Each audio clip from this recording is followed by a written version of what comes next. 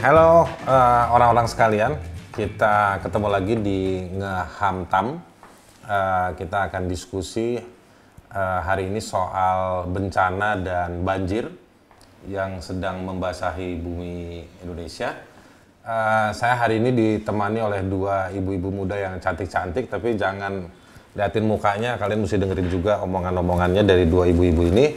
Sebelah kiri ada kakak Hindun Mulaika. Silakan di browsing namanya. Sebelah kanan saya, ini kayak cerdas cermat, ada saya manggilnya Alin, nama lengkapnya Halisa Halid. Ya, bener pakai ya? K, nggak pakai C. Jadi pakai kof ya? Pakai ho. Kalau di Ijaiyah tuh pakai ho dia, Halisa Halid, ya kan? Panggilannya Halid. Enggak ya, panggilannya Alin. Panggilannya Empok Alin. Alin ini dari Walhi, Wahana Lingkungan Hidup Indonesia. Websitenya walhi.or.id. Kalau kakak Hindun dari Greenpeace Indonesia, websitenya greenpeace.org. Nanti ada yang di Indonesia, kalian bisa buka. Nah, dua lembaga ini, kalau Greenpeace ini terkenal dengan gerakan kampanyenya di tingkatan internasional. Kalau kalian pernah lihat tiba-tiba ada spanduk ukuran 30 meter di satu pertandingan bola, itu kelakuannya orang-orang Greenpeace. Ya Nyetop-nyetop kapal. Nyetop-nyetop kapal, ya kan. Itu kelakuannya anak-anak Greenpeace. Yang terakhir di Patung Pancoran deh. Iya, di Patung Pancoran. Sama Bundaran HI. Waktu itu arahnya patungnya mau dirubah. Jadi Om Pimpa, ya kan tadi nunjuk jadi Om Pimpa gitu. Nah, kalau Walhi, teman-teman Walhi ini dia organisasi lingkungan hidup, advokasi lingkungan hidup di Indonesia sejak tahun 80. Punya sejarah panjang, kapan-kapan kita bisa diskusi dan bongkar soal apa itu Walhi. Tapi Walhi bekerja di 29 provinsi sebenarnya. 29 provinsi di Indonesia. Banyaklah jejaringnya, anak cucu organisasinya. Sudah berkembang biak dan melahirkan banyak isu-isu advokasi di isu soal lingkungan hidup. Nah, saya mau balik ke soal topik kita, soal bencana dan juga banjir. Nah, hari-hari ini kita banyak dapat tontonan rutin sebetulnya ya, tontonan rutin setiap musim hujan di iklim tropis seperti di Indonesia, kira-kira dari bulan September, Oktober sampai ke Maret, itu kita punya curah hujan yang tinggi. Biasanya dengan curah hujan yang tinggi itu banyak terjadi banjir bandang. Nanti kita akan bahas apa itu banjir bandang. Apakah dia termasuk dalam salah satu kategori sandang dan pangan dan papan.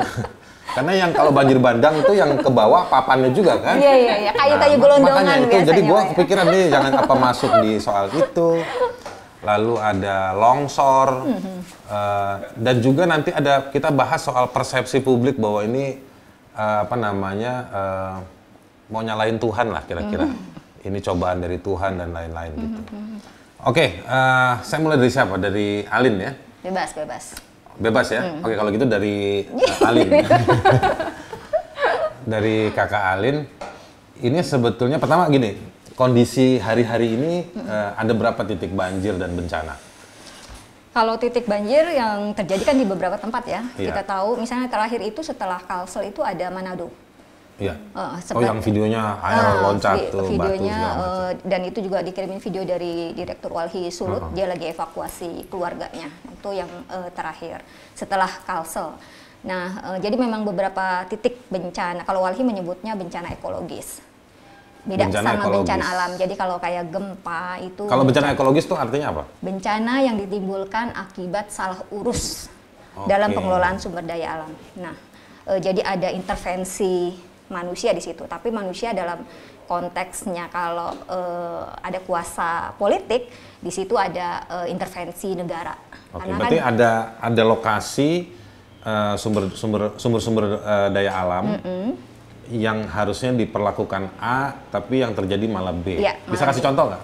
Misalnya sebenarnya kalau banjir gitu ya, banjir, longsor itu memang dominannya itu kita menyebutnya bencana ekologis. Nah, cuma mau gini nih, kita mau ngajak sebenarnya antara yang dibilang yang muncul belakangan narasi anomali cuaca atau tadi lu bilang ya, kan kalau apa namanya di iklim tropis kita musim hujan itu munculnya dari September, Oktober, November plus sampai yang biasa kita kenal lah kalau di pelajaran kan dulu. Iya. Nah sekarang itu nggak bisa diprediksi, lu nggak bisa prediksi lagi sekarang.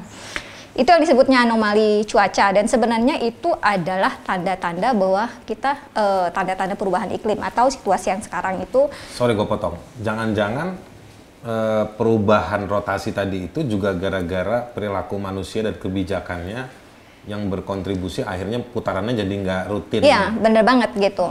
Sebenarnya kalau itu ya pendidikan inilah ya dasar ke anak-anak muda, ke komunitas, bagaimana memahami perubahan iklim. Jadi nggak bisa lagi prediksi cuaca gitu ya, anomali cuaca, dan itu sebenarnya terkait dengan perubahan iklim. Nah cuman perubahan iklim itu juga bukan ujug-ujug datang dari langit ya. Oh ada perubahan iklim gitu, nggak gitu. Perubahan iklim itu juga muncul dari cara-cara kita memperlakukan alam. Gitu ya, jadi deforestasi kalau di Indonesia deforestasi itu artinya ngurangin populasi hutan gitu ya, pengrusakan hutan kalau karena alih fungsi jadi gitu. kebun sawit jadi tambang gitu, jadi HTI kalau kami itu nggak memasukkan dia sebagai hutan.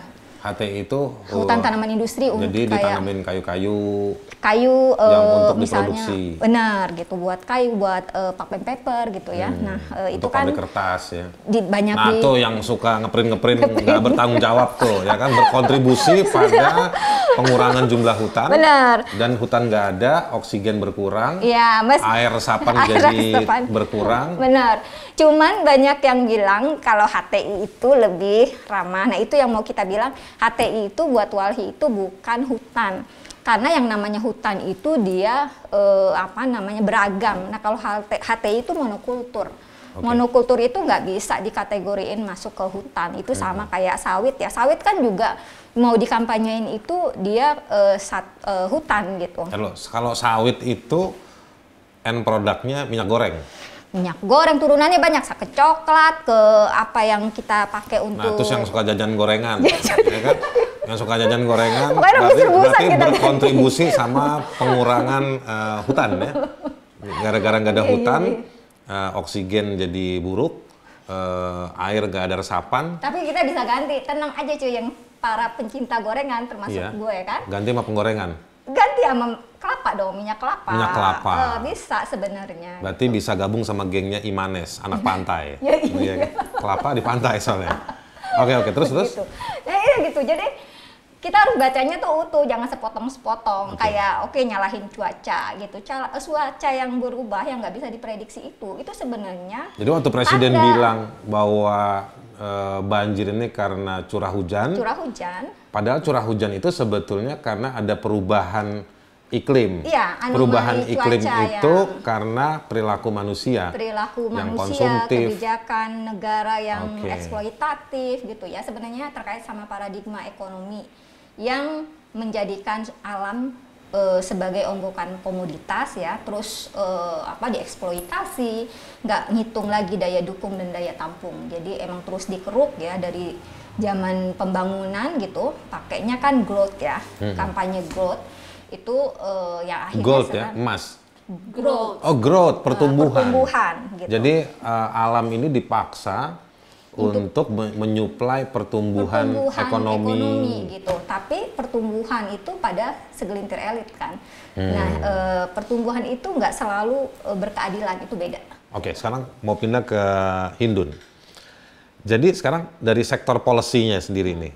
Tadi Alin udah membantu kita menggambarkan bahwa banjir dan bencana yang sering dibilang karena perubahan iklim, perubahan cuaca. Tapi sebenarnya ini karena ada, gue mau bilang kerakusan. Betul.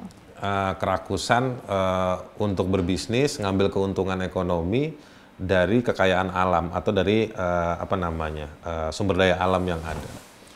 Memangnya kebijakan-kebijakan itu seperti apa sih? Oke, nah Mungkin sebelum aku ngejelasin ke sana, sebenarnya ada beberapa data juga yang aku yakin sebenarnya juga teman-teman juga sudah banyak ya ngebaca gitu ya. Jadi bagaimana kemudian terjadi pelepasan luasan hutan gitu ya, atau alih fungsi lahan itu yang sangat besar sekali dalam 1 sampai 2 dekade terakhir. Berarti jadi antara 10 sampai 20 tahun terakhir 20 ini tahun terakhir. banyak pelepasan hutan ya, perubahan fungsi hutan. Betul. Jadi ada data luasannya nggak tuh? Nah itu dari data terakhir kemarin pada saat banjir Kalsel, itu pada saat kita melakukan pemetaan spatial planning gitu ya, untuk Das Barito saja sebenarnya forested areanya sudah tinggal 48%. Jadi 50% sudah hilang. Artinya Das itu daerah aliran Sungai Barito itu di mana titik-titik yang ada 13 kabupaten banjir. Gitu. Kalau untuk Das Maluka yang di bawahnya Das Barito itu bahkan forested areanya udah tinggal 0,9 luas, 97 atau 98. Jadi sebentar, artinya Sungai Barito yang terkenal kita suka belajar di SD dan SMP itu perannya untuk membantu pengurangan banjir tinggal 40%. Iya, betul. Itu di Kalsel. Iya. Nah, data yang lain yang bisa kita analisa lagi, kalau tadi nyambung di Mbak Alin pada saat Mbak Alin bilang daya dukung dan daya tahan lingkungannya itu juga harus dianalisa. Sebenarnya dia mampu nggak sih sebenarnya dengan beban izin yang banyak. Di 2014 data analisa spatial planning yang kita lakukan hanya untuk pertambangan batu bara saja di Kalimantan Selatan, 45% dari total panjang sungai yang ada di Kalimantan Selatan itu sebenarnya ada di dalam lokasi tambang. Jadi sungai itu sebetulnya ngalir di dekat-dekat lokasi tambang. Tidak hanya dekat, ada di dalam sungai itu sendiri. Sungai itu sendiri 45% dari total sungai yang ada di Kalimantan Selatan itu dia ada di dalam lokasi tambang batu bara. Dia masuk, dia melewati. Sekarang kasih gitu. Supaya kita bisa lebih kaya lagi. Selain di Kalsel, situasi ini ada di daerah lain nggak? Oh ya. Kaltim itu udah pasti ya, udah pasti jauh lebih hancur lagi gitu. Tapi di situ kita melihat bahwa ekspansi industri ekstraktif yang terbesar, dua yang terbesar, sawit dan batu bara, ya itu benar-benar izinnya tuh diobral besar-besaran gitu ya. Dan kita memang kita lihat sekarang kalau kita flyover aja atau kalau kita lihat pakai drone gitu ya, atau nggak usah susah-susah deh pakai Google Map gitu ya, mungkin nanti teman-teman bisa pakai Google Map, kita set aja itu udah berjuta-juta warnanya udah nggak hijau lagi. Warnanya udah bukan hijau lagi, dan itu yang ada adalah lubang-lubang tambang gitu ya, yang udah rata, dan itu lubang-lubang tambang. Dan lubang-lubang itu kalau menurut teman-teman jaringan advokasi tambang Jatam sudah makan korban anak-anak ya. Betul. Kalau untuk yang Kalimantan Selatan itu bahkan anak-anak meninggal di lubang tambang yang sebenarnya tidak direklamasi ya. Jadi yang kemudian ditinggalkan begitu saja. Sekarang saya mau fokus ke soal kebijakan tadi. Izin-izin tadi. Pertama kan begini. Teman-teman ya, itu ada namanya Perda Tata Ruang. Jadi teman-teman yang dimanapun kalian berada, setiap pemerintahan daerah itu harus punya peraturan daerah tentang tata ruang. RT RW, beda RT RW sama kita ya. Beda. Nah, RT RW-nya itu bukan RT RW rukun tetangga, bukan. Nah, Perda Tata Ruang itu ada undang-undangnya lagi, undang-undang tentang penataan ruang. Nah, jadi sebenarnya ada undang-undang yang mengatur. Nah, perda-perda itu, Kak Hindun, itu saya mau bilang ya, perda-perda itu sebetulnya diciptakan untuk menentukan lokasi A untuk apa, lokasi B untuk apa, wilayah hijau untuk apa. Nah, tapi di lapangan juga ada izin-izin. Jadi ada kebijakan, ada izin yang dikeluarkan. Kalau dari sisi itu banyak yang cocok nggak? Nah, satu sebenarnya banyak sekali kemudian juga ditemukan tumpang tindih, tumpang tindih. Jadi ada sawit yang di atas konsesi tambang batubara gitu ya. Jadi karena bahkan dari beberapa data kita itu kalau semua izin yang dikeluarkan tuh di total bahkan itu lebih besar melampaui lokasinya itu sendiri, ada itu sendiri. Jadi ini maksudnya apa? Tapi kemudian kita melihat bahwa memang di beberapa layer pemerintahan gitu ya, pemberian izin itu diberikan begitu mudah gitu ya terhadap para pengusaha. Dan itu biasanya ada momen-momen tertentunya tuh, momen pilkada, momen-momen pemilu gitu ya. Dan hati-hati juga justru RT RW itu jadi satu media untuk pemutihan. Itu banyak kalau biasanya tuh kalau mau gara-gara sudah ada izin perubahan RT RW Perda Tata Ruangnya akhirnya mengakomodir pemutihan. Padahal setahu gue penyusunan tata ruang itu sebenarnya kan ada ilmunya ya. Ada. Ya. Gue pernah ngobrol sama beberapa konsultan dari akademisi lah. Mereka bilang ada ilmunya, nggak bisa harus mengikuti maunya obral-obral izin itu, bener ya? Jadi begitu ya? iya, jadi kalau kita melihat daerah DAS aja, kalau kita lihat daerah DAS di mana di situ juga highly populated, itu kawasan hutannya sudah kurang dari 50%, ya jangan heran kalau bencana jadi seperti sekarang, gitu ya. 45% dari total panjang sungai ada dalam kawasan tambang, yaitu kita sendiri akhirnya juga sudah merusak keseimbangan alam, gitu.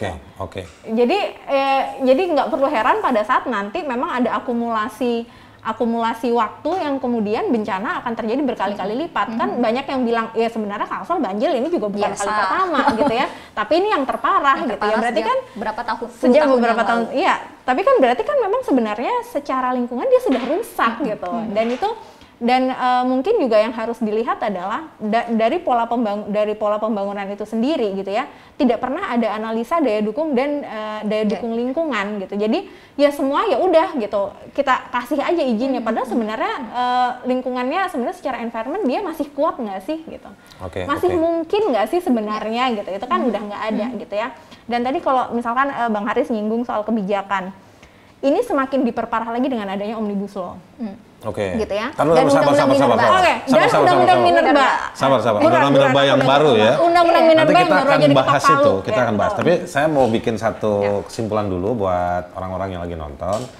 Jadi air itu sebetulnya tanpa kita melihat, tadi Alin udah bilang bahwa ini cara kita bersikap pada iklim dan perubahannya itu juga mungkin ada masalah.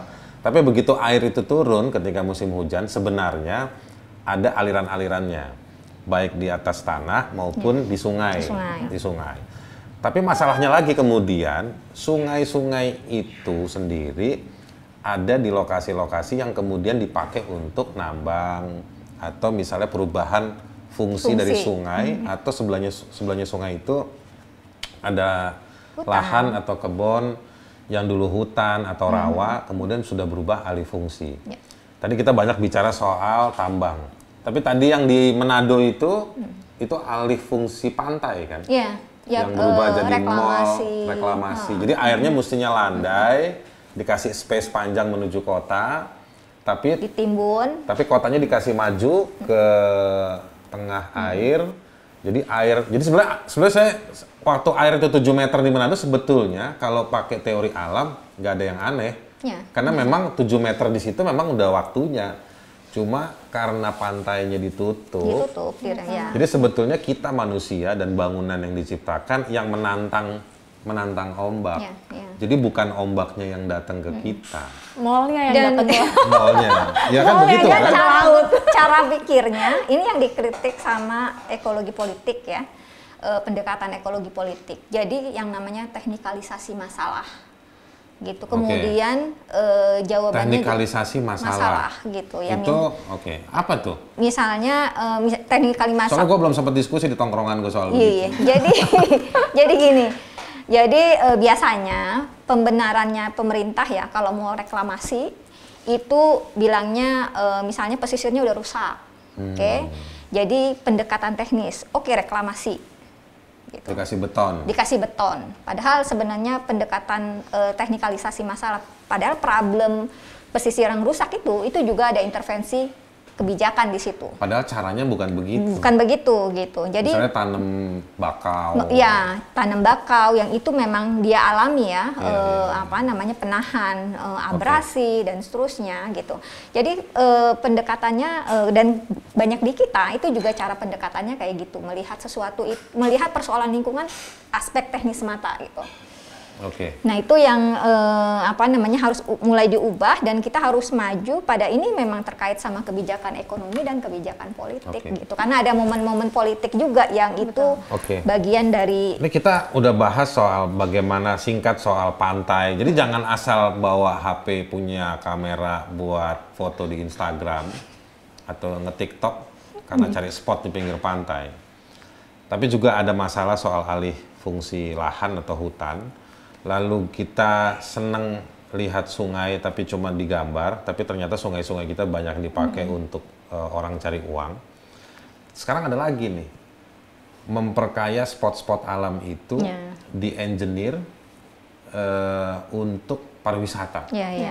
Ya kan, teman-teman di hakasasi.id itu, organisasi saya, itu juga riset soal bagaimana 10 New Bali. Ya kan, teman-teman bisa buka di hakasasi.id, ada banyak paper-paper yang kita tulis soal bagaimana industrialisasi wisata. Nah, itu juga apa namanya, ngambil ruang-ruang alam yang alamiah. Waduh, susah nih, alam yang alamiah. Maksudnya ruang terbuka yang sebetulnya dengan apa adanya sudah enak, tapi dilihat sama negara sebagai potensi bisnis, lalu dimasukkan kebijakan, bawa investor, itu lalu Komodo. Komodo. Makanya hati-hati juga, itu ekonomi hijau. Kita harus hati-hati sama kebijakan pemerintah atau sama komodo? Oke, terus gimana? Ya itu terkait sama, sebenarnya kan lingkungan hidup yang sebenarnya kalau buat kita lingkungan hidup itu adalah hak asasi gitu ya. Kemudian buat pasar itu adalah komoditas gitu. Apalagi misalnya justru krisis iklim dibajak ya sama perusahaan-perusahaan yang justru dia membuat krisis iklim, diambil jadi peluang bisnis baru gitu, jualannya green. Jadi coba lu tengok deh tuh yang jualan-jualan view pemandangan gitu, itu pasti tempatnya tuh harganya lebih mahal. Gitu ya. Jadi isu lingkungan itu dibelokin buat kepentingan bisnis, termasuk ya bisnis pariwisata itu. Gitu. Terus gue suka begini Lin, kadang-kadang itu ya, yang masalah-masalah pelik dan penting dalam soal lingkungan ya Indonesia, itu ditutup dengan kebijakan-kebijakan yang ada rekayasa canggih, terus dikasih sekarang ditutupi dengan kegantengan Sandiaga Uno untuk pariwisata misalnya kayak gitu ya. Itu aku banyak banget poinnya. Nah, buat Sandiaga Uno nih ada satu cewek yang udah bilang dia nggak ganteng. Boleh lah. Tapi gini nih, gue mau ngomong apa jadi lupa. Itu dibungkus. Terus gue kadang-kadang suka agak kecewa gerakan lingkungan itu divisualisasi hanya dengan mengutin sampah. Ya itu penting. Tapi sebenarnya itu kan cuman hilir kecil aja gitu, yang misalnya ada menteri-menteri yang kalau misalnya CSR kantornya itu mengutin botol plastik di pinggir pantai, di mana-mana gitu. Gue sih setuju sama gerakannya Greenpeace tuh yang intervensi orang kaget kayak electric shock gitu. Dan itu membuat kita jadi kayak terbelalak kan begitu. Karena memang orang harus tahu realitanya ya, harus tahu faktanya gitu. Itu yang kadang kita tidak dekat dengan itu. Oke, nah sekarang begini nih. Tadi kita udah metakan beberapa masalah ya, ada pariwisata, ada alih fungsi, ada sungai dan lain-lain. Sekarang balik ke soal banjir tadi itu. Selain banjir, bencana-bencana akibat dari salah urus lingkungan hidup. Salah urus negara dalam mengelola sumber daya alam itu yang ini udah sampai level itu ya. Iya. Jadi karena kan kebijakannya negara yang keluarin. Jadi seberapa luas atau seberapa mendalam dan kuat kelompok-kelompok yang mengatur kebijakan yang mengambil keuntungan? Oh, gede banget. Ini gua mau bicara soal pelakunya nih. Karakternya kita nggak usah sebut nama. Tapi mari kita coba imajinasikan mukanya mereka. Iya.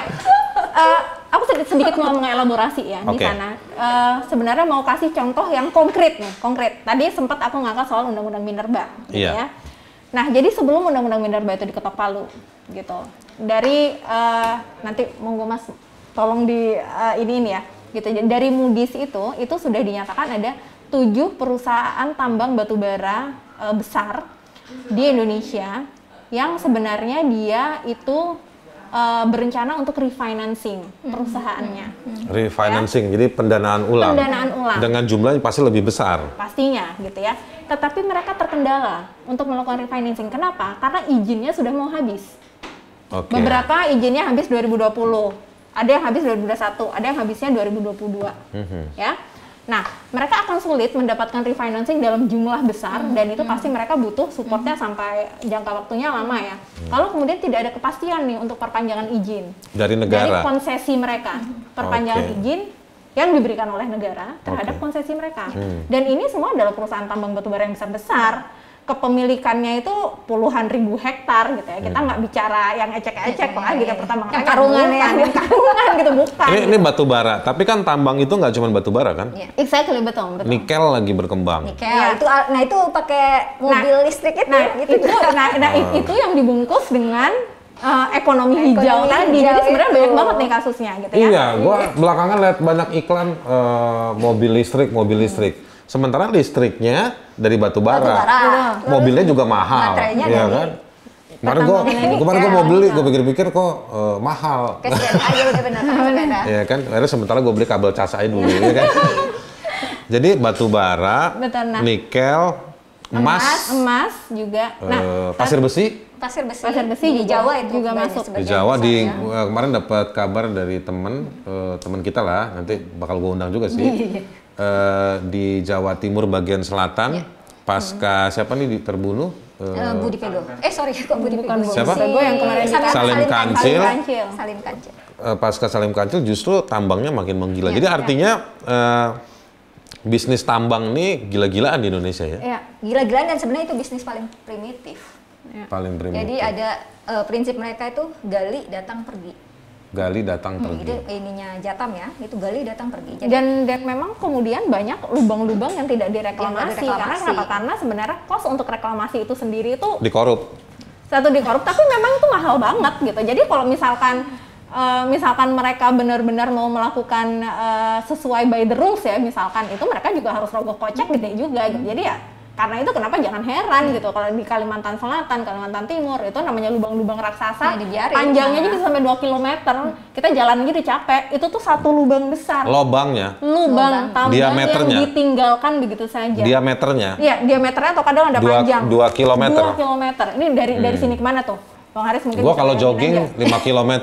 Ya, udah suara jalan dong ya. Itu tuh jadi pergi bolak-balik lagi sebenarnya udah memenuhi itu lubang tambang. Iya. Nah, dan itu nggak cuma satu gitu ya. Itu tuh sebenarnya banyak gitu.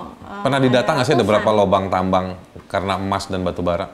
Kalau Kalimantan Selatan kita nggak ada datanya ya. Maksudnya untuk lubang yang ditinggalkan saya yang menuari sama Jatam kayaknya ada datanya. Tapi di situ aku mau sedikit nyambung lagi ke yang tadi ya.